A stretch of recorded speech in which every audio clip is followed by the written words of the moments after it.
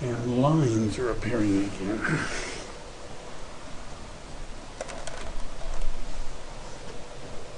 Maybe not. All right. Just as a technical point, I guess, next Saturday is the Saturday of July 4th weekend. So we're not going to hold a class because nobody would be here, right? Isn't that pretty much it? Or if you were here, it's a sorry statement, isn't it? That this is all you can do on a Saturday. But then the week after that, I'm going to be doing another class. I know that may not be encouraging to you guys, but where I'm going to go into, well, you'll see. You'll see. I think you'll see. All right. Now, what we're going to talk about today is servicing the seller. And so this assumes that you have a listing, right? And the number one complaint that sellers have about their real estate agent is lack of communication. More than anything else, that's what they complain about. There are a lot of reasons why agents don't want to talk to them. The usual one is they have no good news, right? There are no offers, nothing's going on. They have nothing to say positive, the market's slow, so they don't do anything. Another is that many times agents have good intentions. They intend to do all this stuff, but they don't actually get around to doing it because they don't block out time. Some real estate agents, you'll find this hard to believe, are disorganized. Right? I know that's going to, and so, and they don't have a plan. Right, so we're going to talk a little bit about that stuff. When we're talking about service for the seller, there's proactive and reactive. The problem that many agents have is all they do is react to the seller.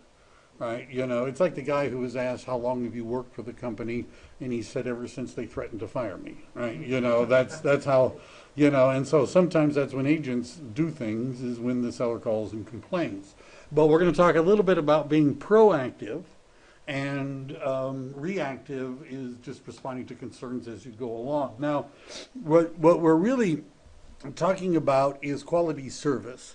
And when sellers are asked, how did you pick your agent? Over 40% said it was a referral, a past, or they'd worked with them in the past. The number one source for getting business for experienced agents is referrals from past clients or past clients using their services again. So do you understand, if you don't do this, you're in trouble, because it's like having a restaurant that no one ever eats at twice, right? You're in trouble. So how do you get referrals? Well, they have to be happy. Right. And oftentimes it says, the relationship, so that means more than just functioning competently, because if they're not happy, it doesn't matter, right? That it's like that restaurant with good food but lousy service. People still don't go back. The relationship begins with your first contact. Usually when real estate agents first meet with the seller, they're on the listing appointment, they're all dressed up, right? They're all professional. They're polite, they're nice, they listen to questions they think are stupid, but give nice answers. But over time, that sometimes seems to change, right? And sometimes the seller isn't an easy person to get along with. It can be traumatic. There's lots of problems that come up. And so sometimes the agent's attitude changes over time, which means that you won't get referrals, right? So that's what it says. You should keep your relationship free of petty arguments, nasty words, even if it's the seller who's behaving badly. There's the old line you may have heard, buyers are liars. You've ever heard that line? Sellers are yellers, right? Buyers are liars, but sellers are yellers, right? And so, but you have to just keep going on, and you should alternate your methods of contact. You should have a marketing plan. I assume that when Sander he talked about a marketing plan, didn't he? I hope so, right? Otherwise, I'm sure he did. Educating the seller. One of the handouts that you have is called a seller service checklist, which we're going to get at in a minute. People need to know what's going to happen. Sometimes this was called the safe island technique. And what they mean by the safe island is if you're going to start at one point on a boat to go to another point on the boat, there's places that you stop along the way. And you would like to know what those places are, right? It's just like if a doctor says, you're going to have an operation, the doctor says, you need to be there by 8 o'clock. I'll be in at 10, right? Isn't that it? But you're going to be there at 8 o'clock, and you're going to go here, and then they're going to do this, and then you're going to go there, and then they're going to do that, and then it's going to take this amount of time, and then when it's done, you're going to go there, and then people can see you on that day, and right? They explain what's going to happen, right? And if it actually turns out that way, they think you're like a hero or something, right? You understand? So the idea is that you should explain what's going to happen. That also makes them feel better. Doesn't it make you feel better that your doctor seems to know what he's planning on doing? And so it makes them feel better. Sometimes it may seem that your sellers would rather not be bothered with the details. You should offer the information anyway. There are some people, for cultural, personal, or whatever reasons, don't like to ask questions. They may not act like they want information. I can imagine doctors see the patient's eyes glazing over too, but they continue to explain what's going to happen. The first class in educating the seller happens right after you sign the listing agreement. There's different theories about this. Some people will say as soon as you get the signature on the listing agreement, get out of there, right? Leave, get away. Put it in the MLS so they can't change their mind, right? And then make another appointment to meet with them. That might be that whether you do that or talk about this at the same time really depends upon how the listing appointment goes. If they look like they're exhausted, then you've been there for hours, right? It might be better to make another appointment. But the best thing would be to do it right then. Usually once they've signed the listing agreement, there's like a sigh of relief. They're feeling better, right? They've made the decision. And so what I put together is something called a seller service checklist, which there's obviously more copies than we need. But, and you should take this out. And don't be afraid. You can add to it. I'm going to post on our website copies of all this stuff, right? And I'm going to show you where you can get some other stuff, and you could add to it. It's in a Microsoft Word format. You can change it, add to it, that sort of thing. But there's nothing wrong with taking it out and going through it with the seller. Airline pilots have checklists.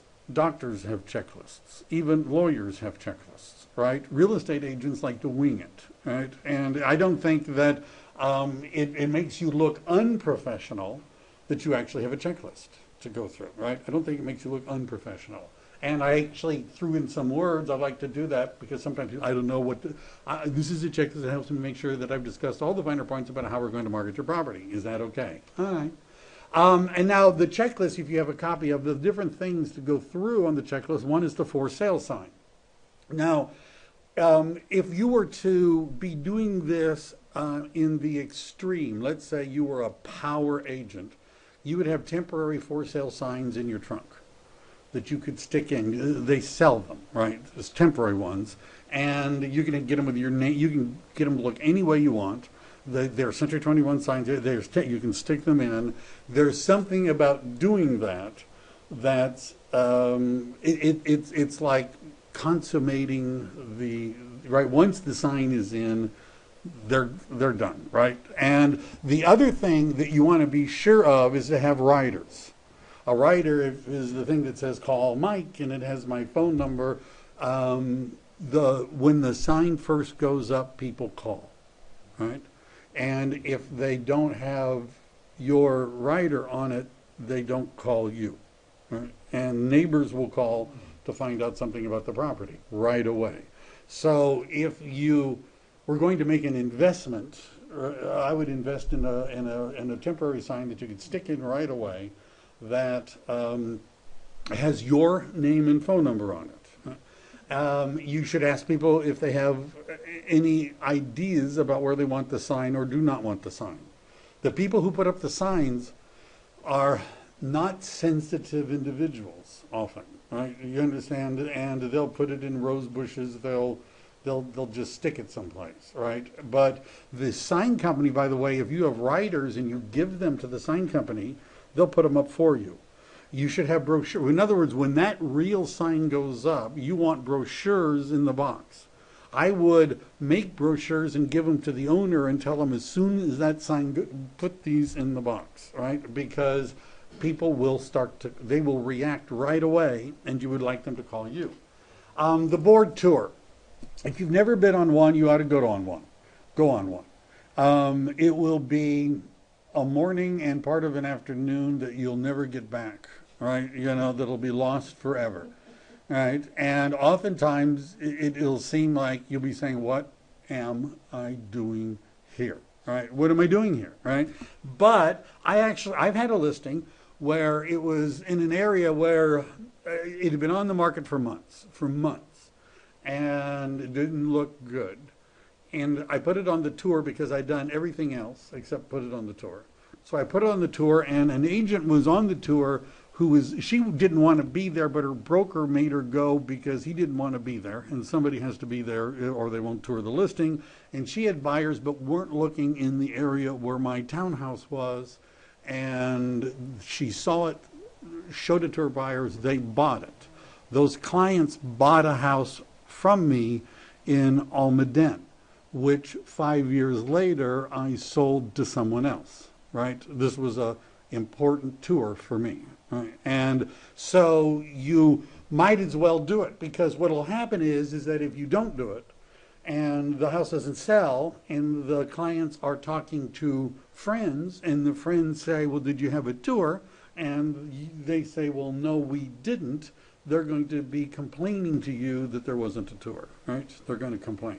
You should explain to them what a tour is like. If go on one, if you've never been on one, if it's the first time you've been on one and you're a new agent, you'll be left behind in every house, right? Because they go through the house less than 5 minutes. I'm not kidding, right? All 15 or 20 people, if there's that many on the tour, will be in and out in almost no time whatsoever. And they all leave cards.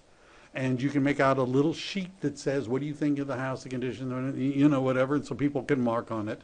Sometimes the agents will say, what do you want me to say, right? Do you want me to say it's overpriced? You know, what price? Because they don't really know, right? You understand the fact that there's some agents do know, some agents, they're just on the tour like you, right? They don't know either about the other homes. But you should explain that to them, right? You should put it on the tour. You should put it on the tour. You know, and you should explain to people, because if they're there, they'll be surprised, right? They'll be surprised at how, because it looks like nobody's paying any attention to their house. Prepare for showings. There's a Dress for Success flyer, which I'm going to show you.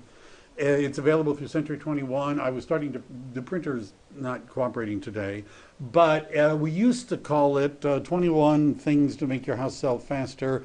Now Century 21 has a fancier looking one called Dress for Success, and basically it's how do you get the house ready so that people will like it when they see it.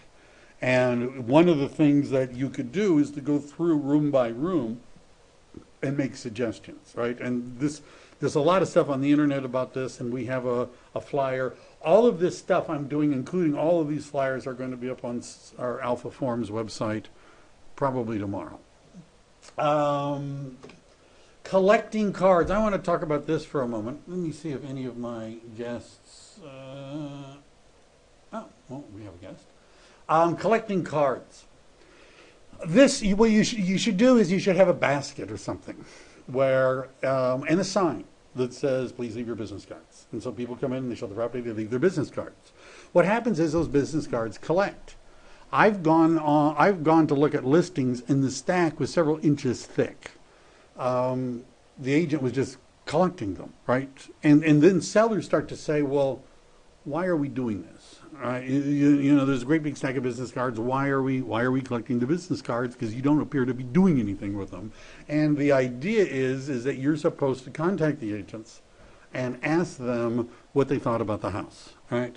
And so there are three options that I can think of for how you can get the information that's on those cards. Number one, you could drive by the house every other day and look to see if there's cards and pick them up. I don't know about you, but gas is expensive, right? You know, and your listing is in Fremont and you live in Morgan Hill. Number two, you could have them call you and tell you what it said on the card whenever they got it, and you read it, and then you could call the agent and you can fax stuff to the agent, and usually that does not work, right? So what I would like to show you, I'm going to get out of this for a second if you don't mind. You guys don't care. Nobody cares. Let's see. What I want to do is show you something. We're going to do a little bit more about this later. Come on. But one of the things that I recommend, even if you got email and you're happy with it, right? I understand some people have email, they have Yahoo and they like it, all right? They have AOL, they like it. You might want to set up a Google account. Whether you have Google, you don't have to use their email if you don't want to, but there's a reason want to. And one of the things that I did is I created a form. Now, this is what the end result looks like. And there's two of them. And I just want to show you what one. And I stole this idea, I'll admit it, from, I used to try everything to get the agents to tell me what they thought of the listing. I would call them, I would fax them. They don't call you back, you fax them. They don't fax anything back, right? The response rate was like 10-15%. But I subscribed to a service called homefeedback.com, which costs like $15, $20 a month. And what it would do is it would give the seller a form that the seller could fill out, right? A link. So I created my own. And the way I'm going to go through this, what I did, just in case you're wondering what did he do, is if you have, this is Google Documents, you go to Create New and you pick Form. And the first thing we're going to do is we're going to create a form that the seller can fill out. Now, these copies, I'll make copies available to you, but I don't want to, it takes time for me to do it. This is what I came up with. It doesn't look that complicated, right? So, well, why not we'll do a little bit of one. So, I would say, let's say we could call it seller input form, and you have maybe the address here, and then the way Google Forms works is it gives you two to begin with, right? So when we click on this little pencil, that's an edit. So we first of all, when we start, if you just double click, it comes up to edit. And so you might want agent first name, text is fine, done. We can hit duplicate, that's what that does. We say agent last name, text is fine, we're done. You get the idea. Now what this does, I'm not going to keep this form because I've already made one that looks better, is that it creates a link which you give to the seller. And when the seller comes home and they see cards that were collected that day, they go to their computer and they put this information in. What will happen is you'll get an email that says that they put information in the form. And where it's going to end up is in a spreadsheet, time-stamped, with the email addresses that you can download and save as an Excel spreadsheet. That means you can easily send email to those people. All right. That also means, let's say later, there's a price reduction. How likely is that? Is it likely that there might be a price reduction? Right? And would the owner want you to contact all the agents that have shown the house to let them know that there's been a price reduction? Would they like that? Well, if you have all of their email addresses in an Excel spreadsheet, you can easily send them all an email. Right? If you have Microsoft Outlook, and one of the things I'm here to help with is that if you have a listing and you get stuck on this stuff, I'd be happy to help you. So This allows us to get that information without having to drive there, right? Sellers want to know, and it just takes them a couple of minutes and they fill out the form for you. I then created a second form called the showing feedback form. And what this is something that I would send to the agent. And it has, and I have lines again,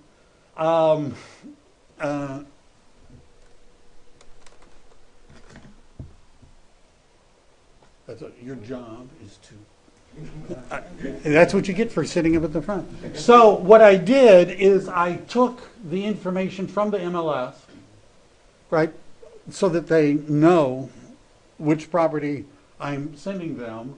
I created, did your buyers like the property? No interest, very interested. Are they considering a second showing? Yes, possibly, no. What do they think of the price above, at, below? Rate the exterior, rate the interior, make comments. And again, all of this comes to me when they fill out the form. First of all, would it be easier if I sent an email to the agent and said, this is going to take you less than a minute. Please fill out this form, click here, and there's a link, right? And the link is, how much I want to, notice this link up here, that's a really long link, right? You understand? And what'll happen is that when you send it by, maybe if you could screw those things in maybe a little better. All right. If you send it to them, a lot of email clients will, if the link is too long, they'll break it, right? And then the link doesn't work. So what I always do is there's a bunch of URL shorteners, but I don't want to do that. And so what you do is you paste, notice what happened? It took that great big long link and it made a shorter link. I can also customize it. So I could say I want 123 Greenwood Drive as my custom link, and it gives me a custom URL that has the address of the property. So I email this to the agent, and I ask him, I say, does this take a minute? And I'll leave you alone, right? If you do this, I'll leave you alone. And you understand that the quickness at which you ask them for feedback will determine whether or not you're going to get any. Right? You understand? You ask the agent 3 days later what they thought of the house on Greenwood Drive. They don't remember the house on Greenwood Drive. Right? That night, they might remember the house. The next morning. But what I found when I was using homefeedback.com, which basically sent a survey, was that I was getting 60% of the agents to respond. Now, what this will do, again, it's going to give me a spreadsheet that had time-stamped with all the information in it. It'll make graphs and charts, right, that I can send to the seller. It'll make graphs and charts. Looks nice. Doesn't cost anything, right? So one of the big issues is if you give it, first of all, a lot of times agents don't call sellers or talk to them because they don't have anything to talk about, right? This will give you something to talk about, right? Because you've actually got comments from agents, you've got feedback from agents. You can say, well, I actually like pets, but it seems like some of the agents and buyers are notice sort of a doggy smell, in the family room. It doesn't bother me, but me, right? You understand the fact that you could say it's coming from somebody else, right? The feedback. And again, when you get to this, I've done this a lot, and I can actually share the forum I've created with you, so that you don't have to do it all by yourself. Right? You don't have to start all over. And so if you have a listing and you want to do this, this is a really good way of collecting that information. That was one of my cool extras for today. I don't know if you, right, but that was, right. Get them to fill out a form online, comes to you. And by the way, there's other use, but anyhow, on this checklist, you should talk about valuables. If you Google search this, you'll find there's incidents all the time of people who are having stuff stolen at open houses. There were teams that were going in where one of them would go and ask the agent questions while the other one would go into the bedroom and start looking for stuff, right? So you ought to talk about this. You ought to ask whether or not their current insurance covers this. Showing procedures, you need to explain showing procedures. Is it going to be by appointment only? Is it going to be call first, then lockbox? Is it going to be go direct? And what they need to understand that if people don't show it, nobody's going to buy it, right? And appointment only, they may have a lot of reasons why they want to do that, but let's say I'm a productive and busy agent. I'll tell you what I would do when I was working with buyers and I ran, let's say there's 12 properties that would fit their needs. I would look for the ones that said go direct first. Go direct first. I just don't have to worry about that. Just show up.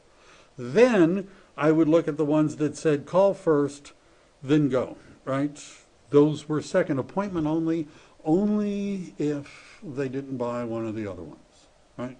Because I would have to call the listing agent, and I'd have to wait for the listing agent to call me back. I'd have to call the seller to call me back, and then they didn't want to do it Tuesday night, or they didn't want to do it Saturday morning.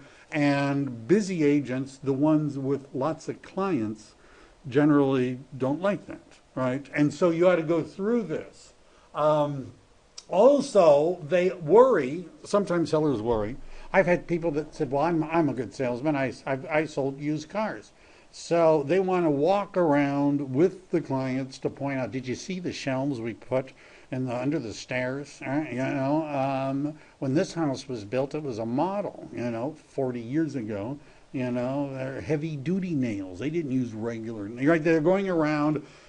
They want to be tour guide, right? And you don't want them to be tour guide, right? You want them to leave when the property is being shown. And again, if you have a system to find out what the buyers thought about it, they're much more likely to allow you to be, to not to be the tour guides. And of course, buyers, I can remember I had a listing in Almaden and the owner would not leave. He would not leave. His carpets were, I don't know, he said burgundy colored. One of the agents called them bordello red, right? The carpets, right? And the first reaction people always had was, ugh, right, when they saw the carpets. Maybe we need a little. So if, however, the buyers don't want to say that, ew, when they see the seller standing there, right?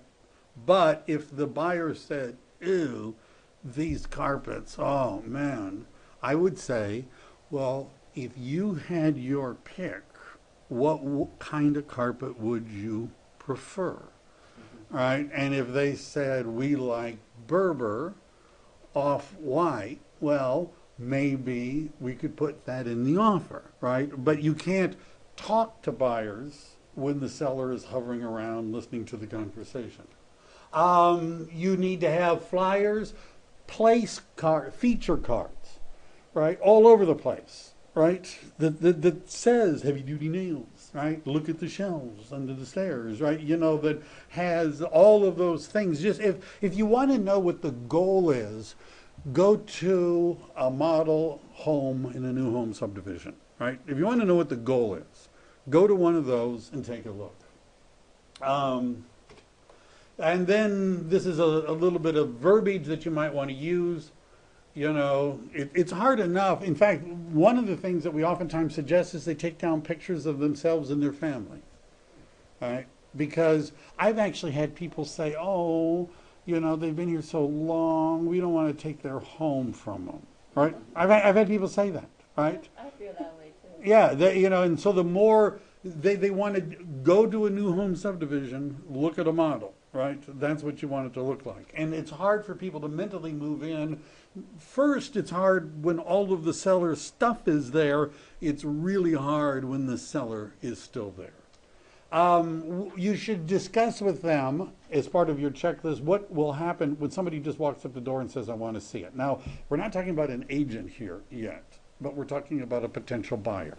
People drive around neighborhoods, right? If you look at how do people find homes, one of the things that ranks is they drive around neighborhoods. They see a for sale sign, they go up and knock on the door, right? And they ask, can I see it, right? And what you want is for those people to call you and for you to make an appointment to show it to them.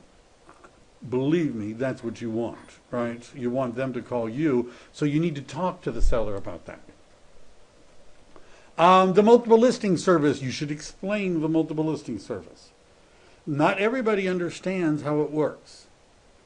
And for example, how associates select homes, how they call, when will the information appear, how lockboxes work. Then you notice I put it here, making the home available for showing on a virtually unlimited basis is usually the best, right? The more open it is to be shown at any time, the more likely it is that people are going to show it. And the way I used to explain this was that to get you the highest price, if you were to go to a store, let's say you needed to buy a new suit or a new dress or something like that, would you pay more if it was just the right color and the right style and the right fit, right? You would be willing to pay more than one that didn't fit so good. So what our goal is we're trying to find the buyer for whom your house fits. And that buyer will pay more. And the way we find that buyer is to have as many potential buyers look at your house. And so we don't want barriers. If the seller will have a lockbox, they can have a latch. And some of them I've had put this in so that they can lock the door when they're inside. I've shown homes and found people in the shower. Sometimes they're doing other things. So it's good for them to be able to lock the door, right? You do want to have a key. This isn't necessarily a good, I don't know, I'll go ahead and tell this. I had a listing in Blossom Valley where a person died in it while it was on the market inside. And he had thrown the latch. This is, you know, if you do it too long, something like this. So I was the one who got to call the police to have them come and remove what was happening was he locked the door from the inside with a key that nobody, on a latch that nobody had a key to, right? I did not have a key to that particular bolt lock, and so we couldn't get in. You want to have... What? No one can get you to see it. Well, because the people from his job called me because they hadn't seen him for several days, and they went by and saw his truck still parked in the driveway, and they called me. And at this point, agents were calling that they couldn't get in. So I got to meet the widow and children that night when they came to remove. Hopefully, but anyway, you want to have a key. You want to have a key to every lock so that you could get in. But they might want to be able to lock it so they can take a shower or do other things without being interrupted. They need to understand that not all agents are all real estate agents going to call first. No. I've had clients who are driving around and say, "What about that one? What about that one?" Right? You know, can we go? Let's go. Let's look at it. Right? You know. So you go knock on the door. Nobody answers the door. There's a lockbox there. What do I do? Right? I open it up and go in. Prepare the seller dropping by, inconvenient time. Many times it could, even though if it's inconvenient, sometimes the best buyers are the ones that are in a hurry, you know. And so we want it to be as open as possible. And this is just a little thing you might want to say about If it's a mess, you might want them to drive around. Because people make a decision in the first few seconds, usually, when they walk into a house. They walk into a house and they look around. It doesn't take them 30 minutes to decide if they want to buy it.